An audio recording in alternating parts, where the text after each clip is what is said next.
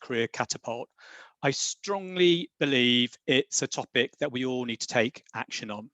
And I thank you today for taking the time to at least listen to me on this subject. I ought to point out there is a workbook that accompanies this session today. You can find that in the chat function. If you haven't got the link already from the Eventbrite, it is in the chat function. It will take you through to the Dropbox. I would recommend downloading that and using it today, actually, because I think you'll get a lot more out of it. As Emma said, I'm not a lover of e-learning, and I'm not a lover of just talking either. When I'm training, I like to talk for no more than 5 minutes and then pass over to the group. But with nearly 90 odd participants so far and rising, it's going to be quite difficult today to have too much interaction. So I would ask, let's use the chat function. It'd be great to get your input as we go through this. And Connor is supporting me here today, and he hopefully will shout out some of your messages as and when you contribute to that. I ought to point out my business partner Esther is also on the session today too, and we'll hang on at the end of the session in case you have any questions that you want to ask us, and I'll direct them to Esther probably. So that really is my intro, I guess. And let's start with a bit of a context to this, and this is in your workbook just inside the front cover as well. So equality, diversity and inclusion are invaluable, both in everyday life and in the workplace. And experiencing equality and inclusion should be an expected part of living in a civilized society. So whatever industry or job role you're in, we actually all have a shared responsibility, ethically, morally, and legally, not only for our own actions, but also for how we handle the actions of those around us. So the agenda for today's session then, by the end of the workshop, we will be able to define equality, diversity and inclusion. You'll recall the protected characteristics of the Equality Act. You'll hopefully assess your own unconscious bias. Hopefully you'll have some good ideas on how to prevent microaggressions. We're going to describe neurodiversity, and you'll then be able to hopefully do the same. We're going to explain the benefits of neurodivergences. And I'm hoping that by the end as well, we'll be able to begin creating a more equal, diverse and inclusive workplace. And on that note, in the workbook, the very last page looks a bit like this. It's an actions and pledges page. So what I'd like you to start doing as we go through today's session is start thinking about, actually, is there something that I could now start doing or thinking perhaps? Is there something that perhaps I should stop doing or stop thinking perhaps? So make notes of that as you go through, and I think that will really help you get a lot more out of the session.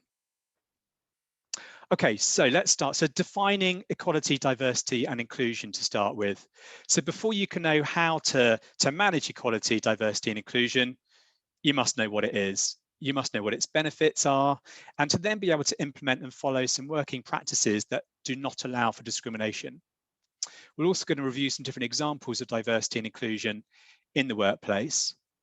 But first, though, let's look at some definitions. I've shared these in your workbook. Ordinarily, it'd be great to get your own take on these too. But let's start to go through them, and you might want to think about your own version of these too. So first of all, what is equality? Well, it's the state of being equal. At work, it is about ensuring that every individual has an equal opportunity to make the most of their lives and their talents. In a wider context, it is also the belief that no one should have poorer life chances because of the way they were born, where they came from, what they believe, or whether they have a disability. So a good question to ask yourself here is, when you recruit within your organization, do you recruit purely based on relevant skill and experience?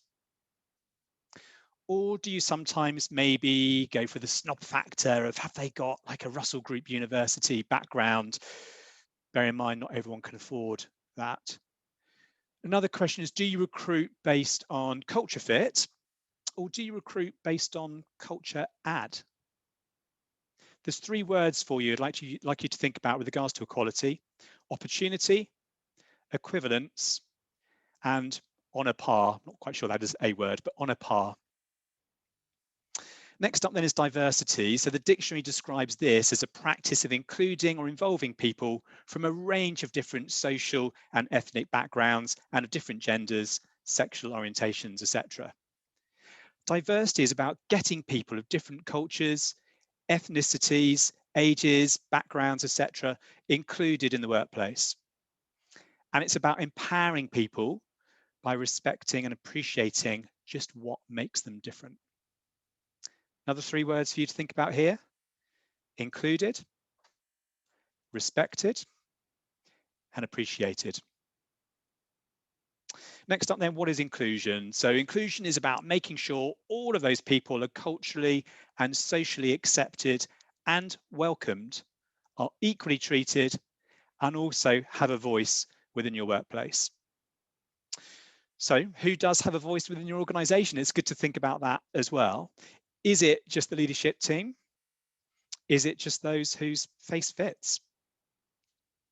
3 phrases for you again then. So this time we've got accepted, treated equally, and have a voice. Now, I want to share with you now a bit of a somber slide, really. 5 years of discrimination. So let's just start at the bottom here. This is also in your workbook too. So on page 3, in July 2017, in response to a demand from the UK government as a condition of its new Royal Charter, the BBC published a list of all employees who earned more than £150,000. Of the 96 BBC employees making over this threshold, 62 were men and 34 were women. And of the 7 highest earners, all of them were men. The BBC has had a number of cases against it over the years, by the way. Also in 2017, then we got a customer service assistant. So on the 1st of September, a customer service assistant won damages against Charles Hurst Limited for not considering the circumstances of her request.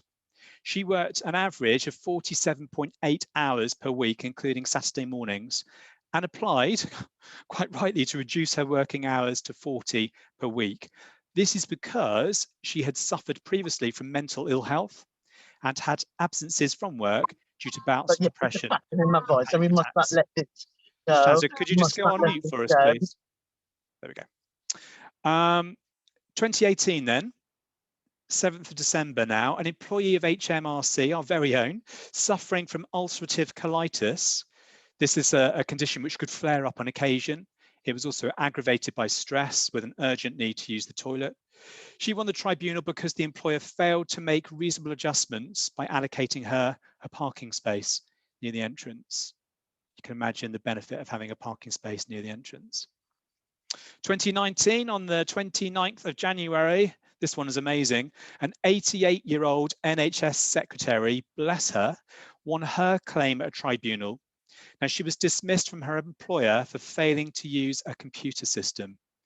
Now, she actually became the oldest person to win an age discrimination claim in an employment tribunal. Good on her. 2020 then. So you all know this one. 25th of May, George Floyd died after being arrested by police officers in Minneapolis. Video footage recovered from the event shows a white police officer, Derek Chauvin, kneeling on Mr. Floyd's neck while he was pinned to the floor. So as a result of this, the Black Lives Matter movement has since received a huge increase in following around the world. An estimated 26 million people joined the protests in the USA. And, sadly, Minneapolis has, there continues to be cases even this week linked to that. Also in 2020, you may have heard this one on the news. On the 10th of November, Greg Clark was forced to quit as chairman of the Football Association after a series of racist, homophobic, and sexist gaffes to MPs left his reputation and that of the FA seriously damaged. And I was going to say finally, but unfortunately it's not finally at all, is it? 30th of January 2021, Marcus Rashford, the footballer, tweeted, "Humanity and social media at its worst," after receiving numerous tweets of racist abuse. So it does continue, and there are many, many more examples. I've simply chosen these to give you a variety of the kind of things which are happening every day. And the anti-discrimination movement is getting stronger. So you cannot and should not be ignoring it. Instead, my plea is that you do take some action today to ensure you and your employer are certainly not complicit with it. So let's move on now. Let's look at the Equality Act, which I'm sure you're all probably aware of. So here in the UK, the legislation for equality, diversity and inclusion comes predominantly from the Equality Act. This act came into force on the 1st of October 2020, seems like a lifetime away, doesn't it? And it brought over 116 separate pieces of legislation into one simple act. So that act harmonises and replaces some previous legislation. For example, we used to have things like the Race Relations Act of 1976, Disability Discrimination Act of 1995, and it ensures consistency in the treatment of applicants and colleagues. Now, if you are watching from outside of the UK today, or if your job requires you to work across multiple territories, which I'd imagine for a number of you it does, then of course there will be some different legislation that you need to be aware of. Across Europe, we have got some varying different degrees of the Equality Act, but what's in your book today is UK centric. Outside of Europe, things can be very different. So this legislation then gives rights to employees, workers and those seeking work. I ought to point out the term workers means any temporary worker working on your site, as well as any contractor. The Equality Act also requires public bodies like local councils, hospitals, publicly funded service providers to consider how their decisions and policies affect people with different protected characteristics. In addition to the Equality Act, the Commission of Equality and Human Rights and the Human Rights Act of 1998 also exist to reduce inequality and discrimination. So I'm just going to list down these different characteristics. I'm not going to describe these because they're in your book for you to read. So the protected characteristics are age, disability, gender reassignment, pregnancy and maternity, race, marriage and civil partnership, religion or belief or lack of belief, sex and sexual orientation. And then they are on your screen as well. Now, there are a number of different types of discrimination that we all need to be aware of. And today I'm going to focus on 4 of them for you. So they are direct discrimination, indirect discrimination, perceptive and associative discrimination, and also how we should be supporting people with disabilities. So in your book then on page 5, I've got little descriptions of each of these, and I'll give you some examples as we go through too. So the first one is direct discrimination. So this occurs when someone is treated less favourably than another person because of a protected characteristic that they do have. So to give you an example, Paul is a line manager. He decides not to take Angela's application for a vacancy as a solutions architect any further forward beyond her interview because she's a lesbian. And Paul feels that Angela's sexual orientation will prevent her from fitting in with this team. So that is direct discrimination based on sexual orientation against Angela. Now, linked to that, there's then 2 other categories of direct discrimination, perceptive and associative. So perceptive is direct discrimination against an individual because others think they possess a protected characteristic, even if they actually don't have it at all. So to give you an example then, let's say Ella is hiring for her team, which comprises of recent graduates, and she wrongly assumes that only young candidates are going to be a proper fit into her team. She then interviews an applicant called Jazz, who looks to Ella like she's in her 30s, heaven forbid. So Ella doesn't progress her beyond the first interview. But in actual fact, Jazz is only 22. Let's just say she had a really tough paper round as a kid. So Ella discriminated against Jazz based on her perception of her age. And associative discrimination. So this refers to a situation where an individual is discriminated against through their association with another person. So to give you another example here then, Ollie has a vacancy for a network audit consultant. Now this is a really demanding role that requires some long hours to be worked. One of the applications for this job comes from somebody called Kate. Kate has a profoundly disabled child. Ollie assumes that Kate won't be able to cope with the demands of the job because of her responsibility for her child. So this is direct discrimination against Kate by association. It's up to Kate to decide whether she's capable of doing the job based on her family responsibilities, if we want to call it that. And then finally, we've got indirect discrimination. So this can occur when you or your employer have a condition, a rule, a policy, or even a practice that applies to everyone, but particularly disadvantages people who share a protected characteristic. So an example here then, Sarah is recruiting for supply chain managers, and she requests in her advert that all applicants must have mother tongue English. So this is indirect race discrimination because it suggests that anyone born outside of the UK should not apply.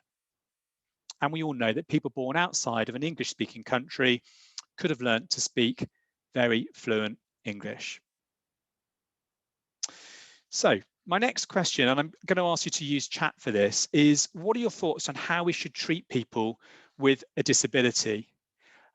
Really good to hear your thoughts on this. So please just type something into chat with regards to what your thoughts are. Just do it to everyone if you don't mind.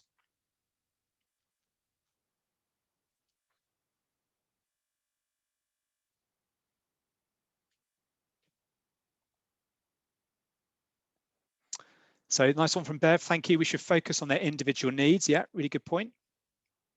Consider their needs and make reasonable adjustments. Well done, Robin, spot on there.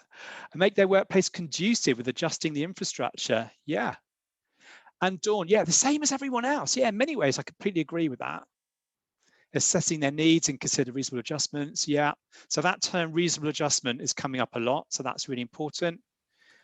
Same as every other employee with respect and dignity. Yeah, I like that one. Well done. Loads. Good. Okay, some really good answers there. Thank you. So the law states that we should be making reasonable adjustments. And that term reasonable does have some grey area. And what is reasonable for a large organisation versus a small organisation does vary, by the way, as well.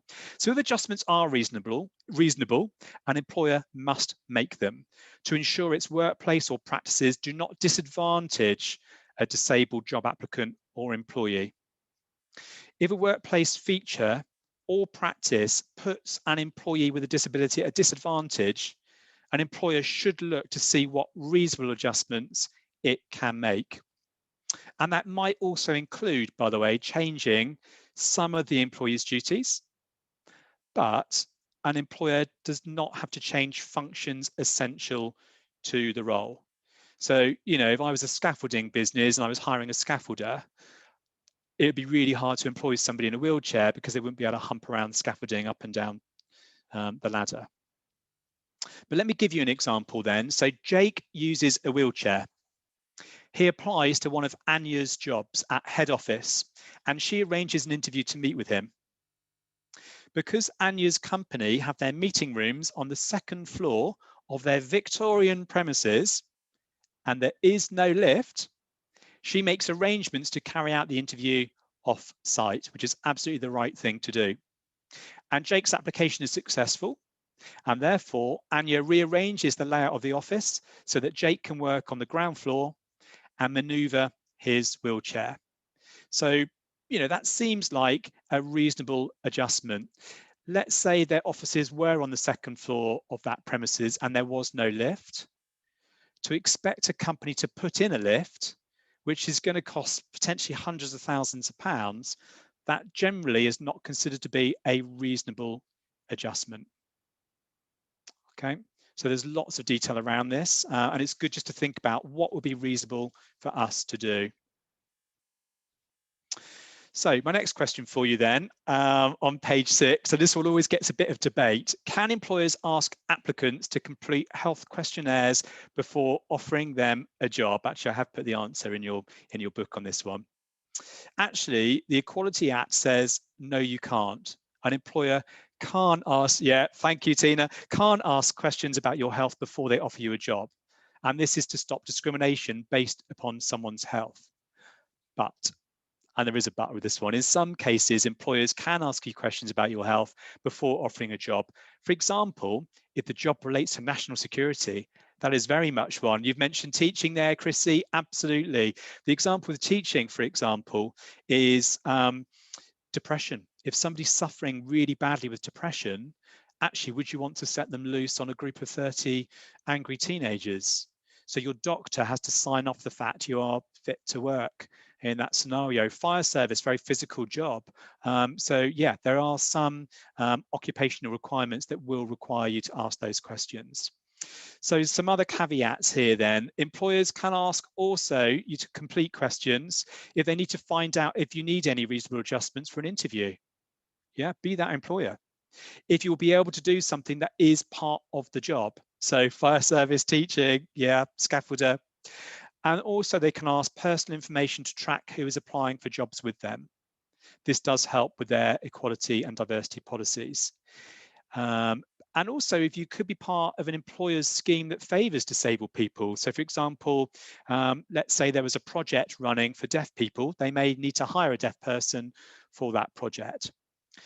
But there is grey area on this. So I would encourage you just to look at your policy, think about how you are communicating that to applicants, and make sure you are using it for the right reasons. Okay, next point then is what are the consequences of discrimination? And I have put this in your book too. So ultimately, it is unlimited compensation.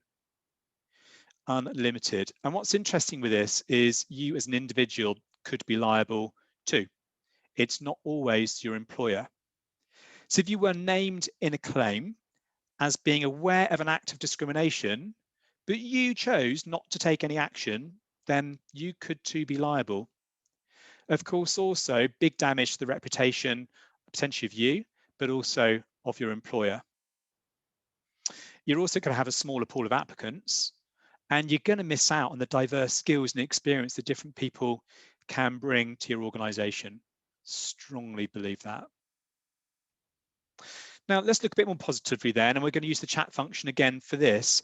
What are the benefits? What are the benefits of a nice, diverse and inclusive? Just put myself on mute then. What are the benefits of a nice, diverse and inclusive workplace? Put your answers in chat for us, please.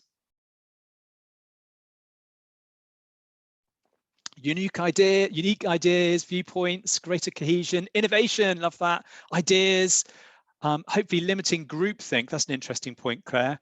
Diversity of ideas, thought, more creative, higher collective performance, Christiane, absolutely, good. A modern way of thinking, oh, there's loads, this is great.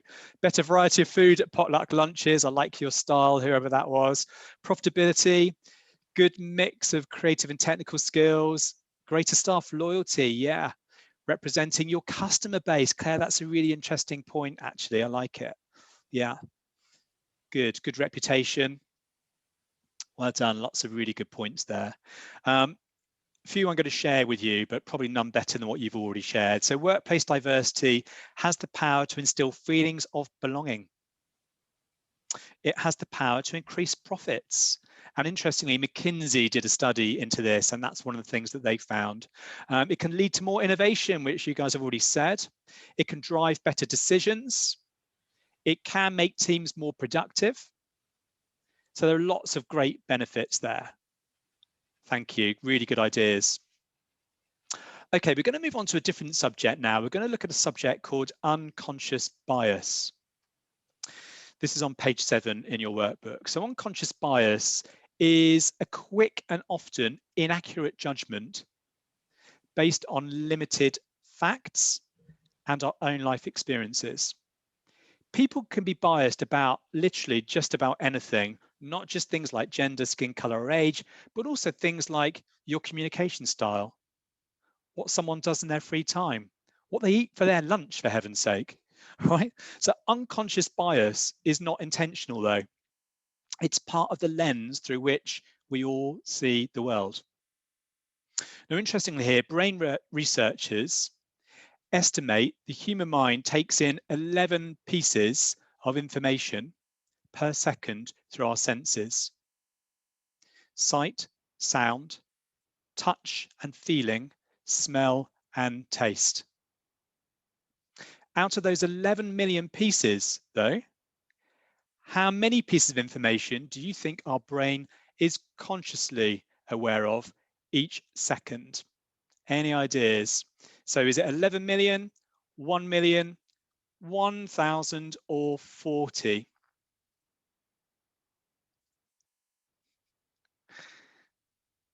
A real variety. A number of you have put 40, and you would be absolutely right to think that. It is 40, around 40. Okay, good. Claire, you've raised a really interesting point here. Do you agree with the training on unconscious bias? I know a number of businesses are stopping this training, including some government departments. Claire, I really do believe it. You can't stop your unconscious bias per se, but there are certain things you can do with it. So hold your thought, and we'll go through this. So most people would not consider themselves biased. Yet the information we take into our brains passes through filters based upon our own life experiences, our upbringing, things other people tell us, media portrayals, institutional influences, and also other external influences. The book, Sandra has just, Connor, Sandra has just said she hasn't got the book. Would you mind emailing it on, please, if you don't mind? Yeah, sure. So my next question then is, how many decisions will a typical person make each day that are below the level of consciousness? Is it 30 million, 3 million, around 30,000, or around 30? So Tina's kicked off the 30,000. Shubha says 30, 30,000, 3 million, or real variety again. Okay. Should have place your bets here, shouldn't we? So the answer is, it's around 30,000. So let's just think about that figure again. The average person, typical person, will make 30,000 decisions each day that are below the level of consciousness. Right? That seems crazy, doesn't it? The good news is 99.9% of those decisions are likely to be perfect. So that's great. What that does mean is that we make around 30 bad decisions every day. I think I'm probably a bit more than that, if I'm honest. Our brain does help us to simplify our lives, though, by categorizing and filtering things. And we do need this. We need it for basic survival, actually. But, and it's a big but, there is a fault in our filtering. Our filtering, unfortunately, adds in our biases. And we have around 180 cognitive biases. So when making decisions, we think we are being deliberate, rational, and thoughtful. Yet our conscious thinking is actually a very small part of what drives our actions and our judgments. So when we're hiring, or when we're reviewing applications, or maybe when we're interviewing people who don't fit our internalized expectations, we can sometimes have difficulty seeing through that and seeing their talents, seeing their motivations, and unfortunately seeing their potential clearly. This can mean then we are making ineffective hiring decisions. And I got to tell you, we all have unconscious biases. On the flip side to this, there is also another form of bias, and this is called affinity bias. And this is the tendency to favor people who are like you in some way. So, oh, you went to the same university as me. That's great. Oh, you like football too. Brilliant. We're wearing the same shirt or jumper. Great. We must be very similar. And we're very good at finding any small commonality in the people that we interview. Now, whether that is a potential new recruit, whether it's for promotions, it doesn't really matter, but we tend to exaggerate it. This means we do misread people, and we put the wrong people in the wrong positions. And these decisions based on common ground, the reason we make them is it makes us feel safe. Hiring somebody like me is going to be a nice, safe decision, but they are discriminatory.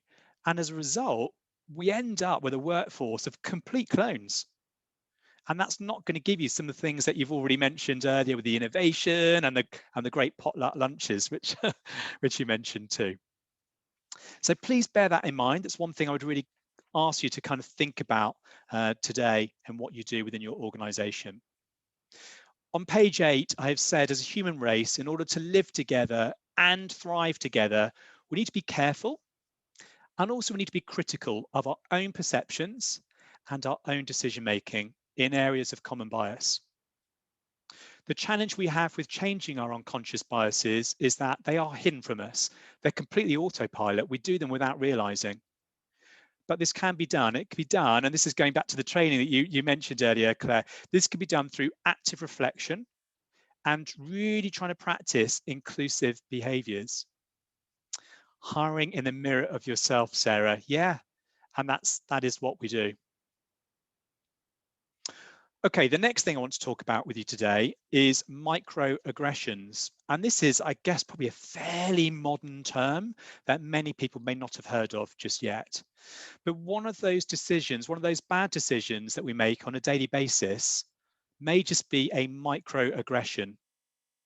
And these are the small, verbal, subtle comments made by people who might be very well intentioned, but their comments are unintentional expressions of racism, sexism, ageism, or ableism. They can be defined as everyday indignities. Now, it can actually be really scary for the perpetrator to realize that you've somehow expressed your unconscious bias to somebody, but a lifetime of microaggressions on that individual can be quite devastating to their mental health. According to a study from Catalyst, which is a non-profit focused on inclusion, 40% of people who experience subtle discrimination at work, like microaggressions, downgrade their career aspirations. And that, I think, is really sad. And even worse, many will simply leave the workforce. Now, microaggressions are subtle, but they do happen all the time. They often manifest as interruptions, dismissals, offhand comments, or well-meaning questions. They're constant, they're continual, and they're also cumulative. Now, I'm going to share with you 10 examples, and you may want to write these down in your book, or if you haven't got the workbook on a notepad, just really as a way of kind of realizing that these do happen in your workplace, or indeed you've said it yourself unintentionally. So my first one, number 1, you're transgender. Wow, you don't look like it at all. Just for a second, have a think about how that might impact somebody. My next one. Oh, you're gay. You should meet my friend Dawn. She's gay too.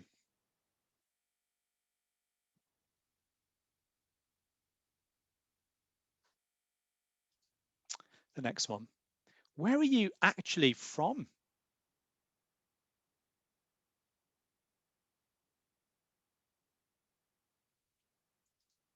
I find the way that you cope with your disability inspiring.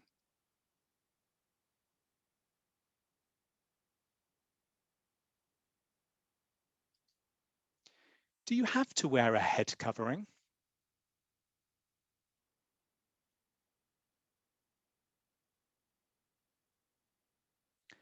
Saying to a colleague of colour, you're so articulate.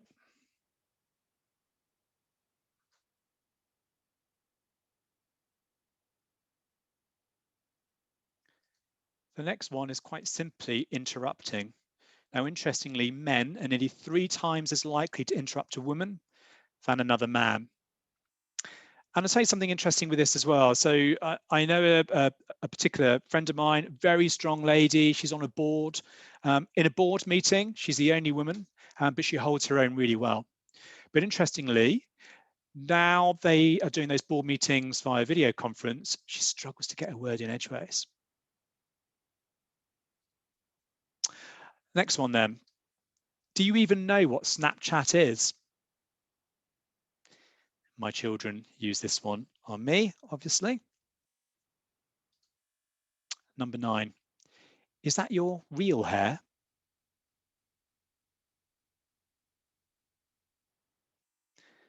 And finally, number 10, calling your female boss crazy or hysterical to your co-workers.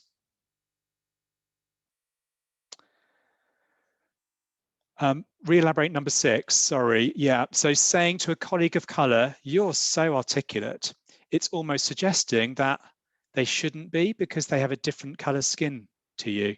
Does that answer your question, Anna?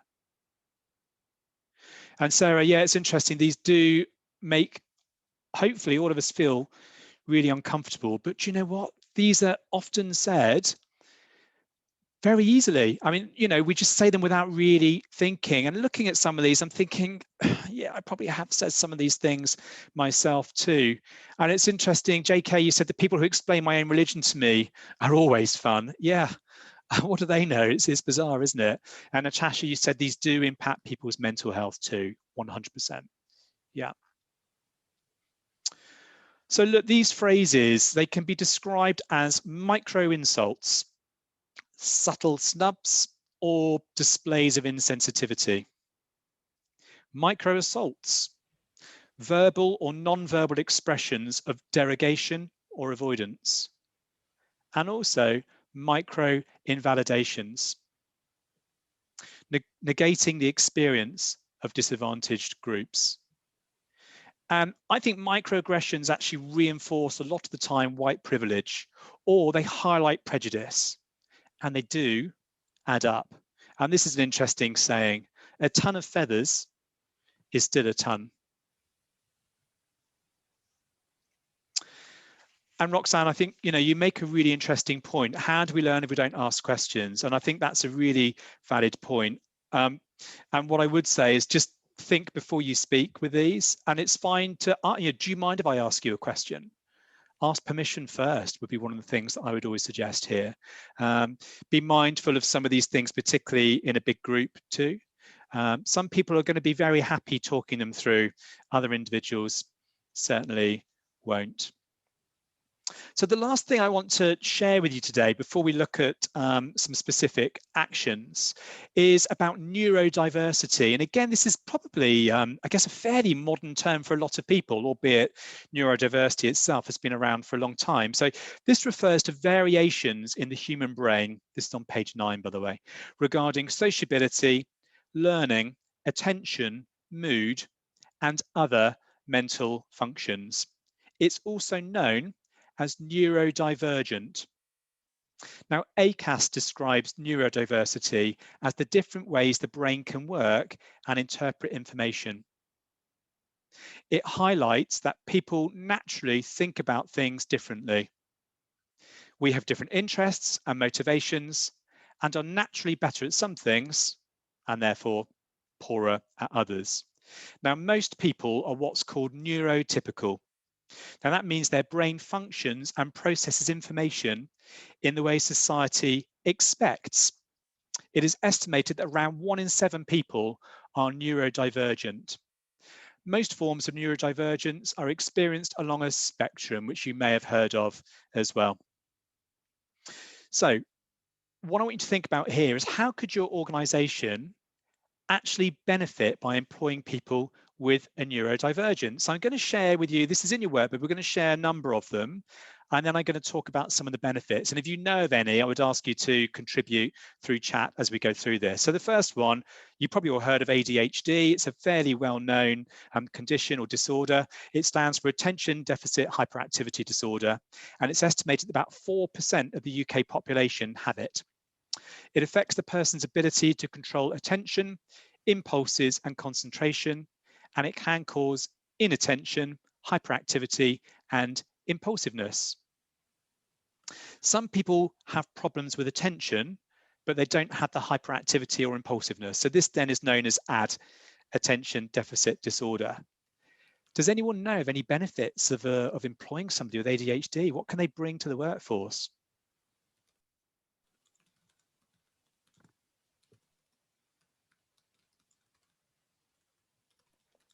Well done, Lorraine. Yeah, creativity, innovation, great attention to detail, energy. Passion and drive, yeah, absolutely. There is a link at the back of this book, by the way, to give you more resource on this, but they're often good at completing urgent or physically demanding tasks, pushing on through setbacks. Crikey, wouldn't it be great if all of your team pushed on through setbacks, and showing a passion for their work. So some really interesting points there. The next one is autism. This also includes Asperger's syndrome. Again, very much one that we hear about on a spectrum. It's estimated that about 1 to 2% of the UK population are autistic, and it impacts how a person perceives the world and interacts with others, making it difficult for them to pick up social cues and to interpret them. Social interactions can be difficult, as they can have difficulty reading other people and expressing their own emotions. They can also find change difficult and uncomfortable. So again, tell me about your experiences with regards to benefits, anything you're aware of and how they can benefit? Yeah, analytical is interesting. Certainly they can hold high attention, which is good. Routines, patterns, organizations, Chrissy, yeah, like that, good. Repetitive tasks and routines, yeah, good. So the good thing with people who are on the autistic spectrum is they often are very thorough in their work. Attention to detail, Natasha, thank you. Seeing things through to completion, yeah, like it. They are punctual and they're often rule observant. Engineering, yes, well done, Sarah. Many develop special interests, and within that special interest, they can hold really high levels of expertise within that topic. So engineering is a classic, actually. Good. Next one up is dyslexia. Sorry, I should have this on the screen as well. It's estimated that about 10% of the UK population are dyslexic.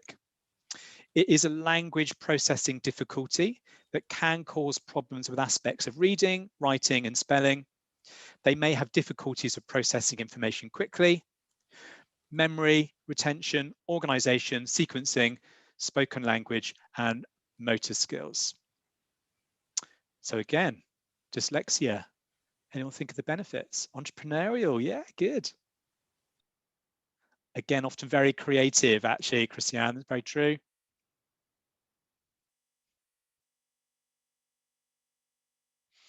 Yeah, I mean, look, Natasha just raised a good point. I'm not saying everybody has these, okay? So I'm just saying they often can, okay? Hence the word is often used as we go through these. And as I said, there is a link at the back to go through to more information on these. Super creative, yeah, it's a good point. So people with dyslexia can often be very good at creative thinking and problem solving, storytelling, and also verbal communication. Yeah, enhanced verbal communication there. Good, well done. Okay, the next one then is dyspraxia. This is also known as developmental coordination disorder. So it's estimated up to 5% of the UK population are dyspraxic. It relates to issues with physical coordination and, for most, organisation of thought. People with dyspraxia may appear clumsy or have speech impediments and might have difficulties with tasks requiring sequencing, structure, organisation, and timekeeping. Anyone had any experience of working with people with dyspraxia? Anything you'd like to share here with regards to the benefits?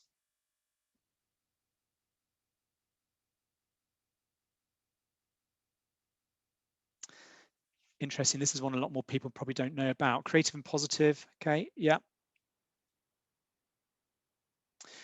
So people, lateral thinking, that's an interesting one. So people with dyspraxia often have very good literacy skills, and they can be very good at creative, well done, Tina, holistic, and also, Abby, strategic thinking, right? So well done.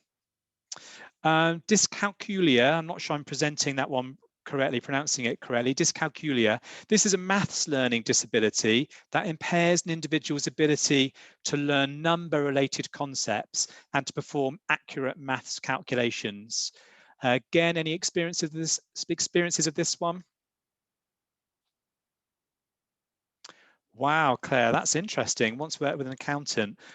There are some real positives to it that may support an accountant, actually, Claire.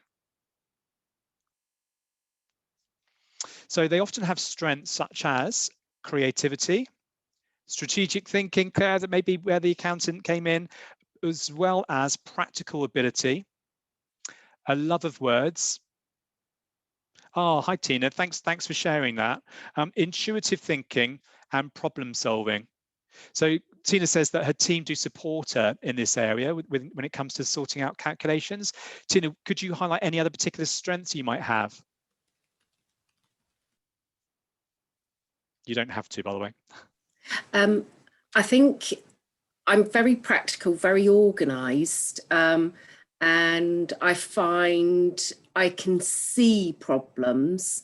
Mathematics doesn't stop me. I just can't calculate in time. I have no concept of counting forwards or backwards or dividing any numbers between time, which really is quite a struggle when you manage finance and HR. But my team are fantastic. They just support around me. I send it across and go, can you just check? Right, so the support they do is they take care of that aspect for you, or check that aspect for you. Great. Yeah. That's really interesting. Thank you. So, you know, practical ability and intuitive thinking. It sounds like you've definitely got that intuitive thinking to a T. I wish we all had that. That would be great. Thank you. Thank you very much. I really appreciate you sharing that. And the final one to share with you today is dysgraphia. This is a neurological disorder of written expression that impairs writing ability and fine motor skills. It is a learning disability that affects children and adults and interferes with practically all aspects of the writing process, including spelling, legibility, word spacing, and sizing, and also expression. Again, anyone got experience of this? They could share some of the benefits.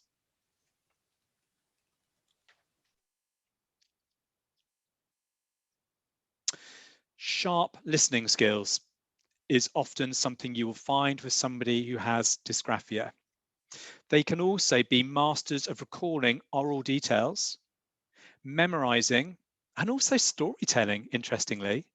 These conversationalists will often thrive in social situations, and they're often very helpful problem solvers as well.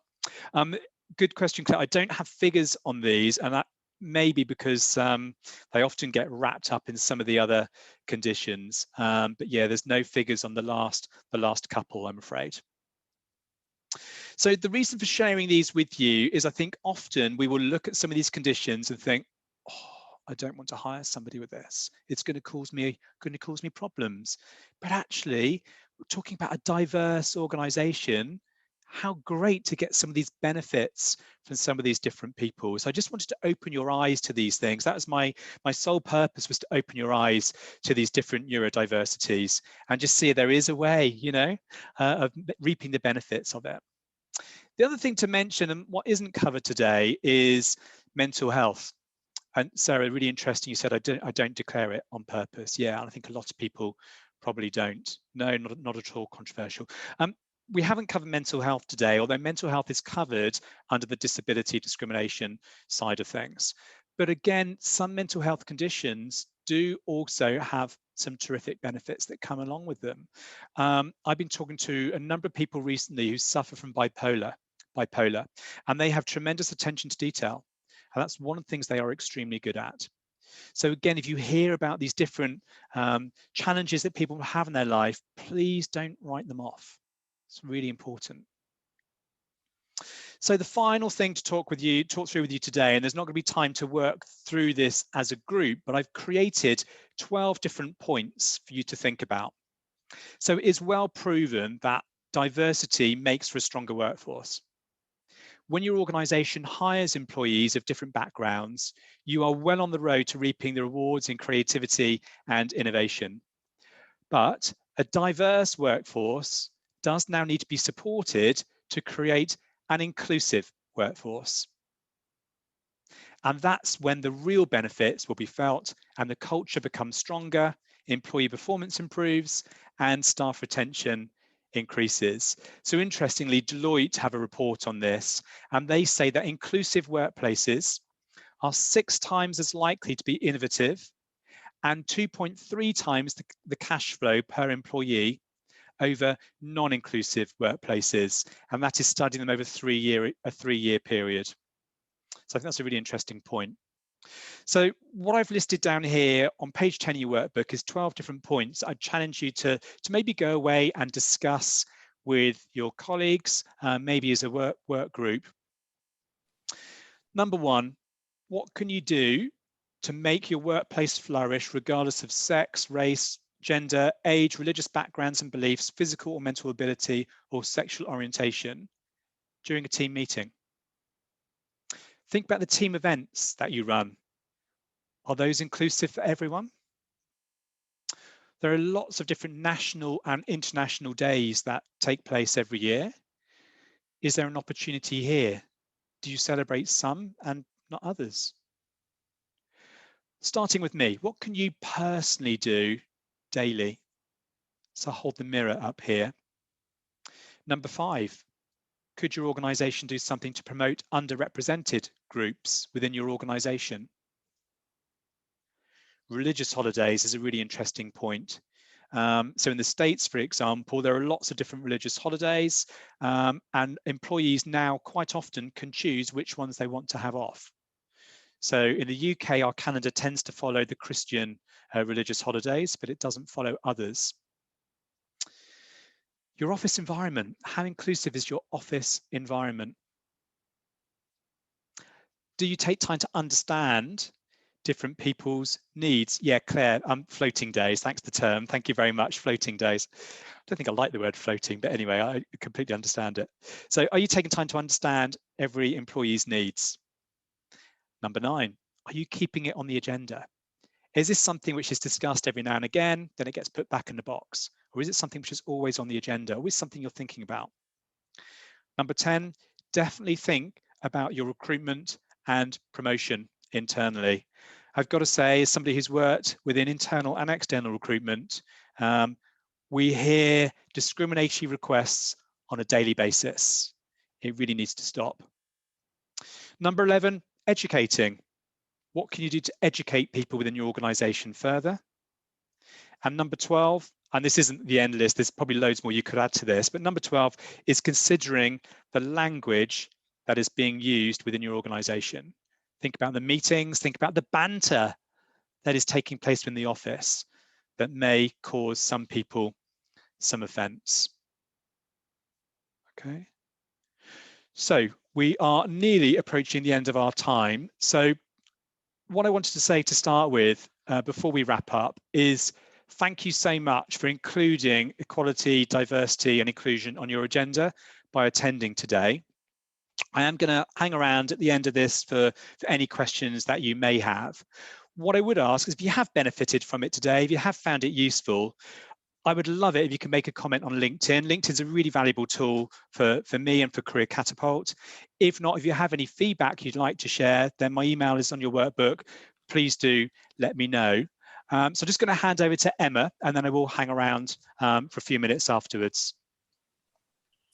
Yes, thank you, James. That was really insightful, actually, and I hope everybody that's on the call today has found it useful. I will follow up with each of you individually, just to get some sort of feedback, and obviously please do reach out to James as well. But yes, that's all really from me. But no, I appreciate all of your time, and yeah, hopefully catch up with you soon. Thank you, everyone. And if you have any questions, by all means, do hang around. Good to see you all. Perfect.